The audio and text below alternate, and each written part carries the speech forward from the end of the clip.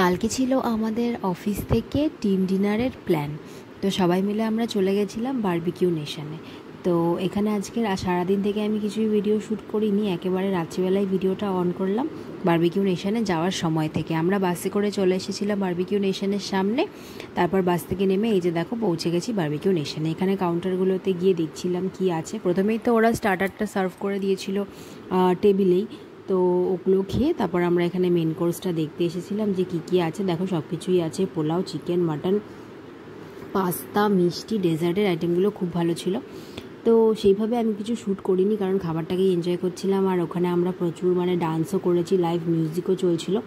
তো সত্যি কথা বলতে ভীষণ মজা হয়েছে। বারবিকিউ নেশনে তোমরা কারা গেছো, কিভাবে এনজয় করেছো সেটা কিন্তু আমাকে অবশ্যই জানাবে। আমি এটা নিয়ে দুবার গেলাম। এটা ছিল CC2 বারবিকিউ নেশনটা। এখানে দেখো একজন কতগুলো গোলাপ জামুন এনেছিল। তো ওটা দেখে আমরা হাসাহাসি করছিলাম, মজা করছিলাম, খুবই মজা হয়েছে। আগেরবার আমরা গেছিলাম RDBতে, আর এবার আমরা গেছি CC2তে। খাবার দাবার ভালোই ছিল, আর তার সাথে ছিল মজা। খাবার দাবারের থেকেও মজাটা খুব বেশি হয়েছিল। এই যে দেখো এখানে সবাই ডান্স করছে, আমরা প্রচুর মজা করেছি।